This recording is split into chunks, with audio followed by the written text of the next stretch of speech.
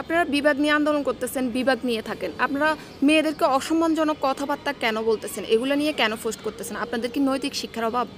আপনাদের যদি নৈতিক শিক্ষার অভাব না হয়ে থাকে তাহলে তো মেয়েদেরকে অসম্মান করে কথা বলার কোনো যুক্তিকতা নেই। আপনারা শুধুমাত্র নোয়াখালীর ছেলেরা না, নোয়াখালীর কিছু মেয়েরাও হচ্ছে কুমিল্লার মেয়েদেরকে অসম্মান করে পোস্ট করতেছেন এবং আমাদের ভিডিও কাট করে নিয়ে আপনারা ভিডিও রিপ্লাই করতেছেন।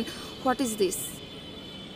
আপনাদের যদি পারিবারিক শিক্ষা থেকে থাকে তাহলে একটা মেয়ে হয়ে কখনো আরেকটা মেয়েকে অসম্মান করতে পারেন না। কই আমাদের কুমিল্লার ছেলেরা বা মেয়েরা তো ব্যক্তিগতভাবে আপনাদের নোয়াখালীর কাউকে নিয়ে পোস্ট করে নেয় অথবা কোনো কথা বলে নেই। আমরা আমাদের বিভাগ নিয়ে আন্দোলন করতেছি, আমরা বিভাগ নিয়ে থাকবো। আমরা কুমিল্লার ছেলেদেরকে আমি বলি অবশ্যই আমরা নোয়াখালীর মতো হব না। আমরা সুশৃঙ্খলভাবে সুন্দর ভাষায় আমরা আন্দোলন করব এবং আন্দোলন করে যাবে। আপনারা নোয়াখালীর তারা আর কোনোভাবে কুমিল্লাকে ঠেকাইতে পারতেছেন না, এই জন্য চিন্তা করছেন মেয়েদের উপর হামলা করব, মেয়েদেরকে নিয়ে অসম্মানজনক কথা বললে আন্দোলন আটকে যাবে। আমরা কুমিল্লা বিভাগ নিয়ে লড়তেছি এবং শেষ পর্যন্ত আমরা লড়ে যাব। সো কুমিল্লার মেয়েদেরকে নিয়ে অসম্মানজনক কথাবার্তা বলার আগে ভেবে নেবেন। বিভাগ নিয়ে নয়, বিবেক নিয়ে আন্দোলন করা উচিত আপনাদের। আপনাদের বিবেকের অভাব।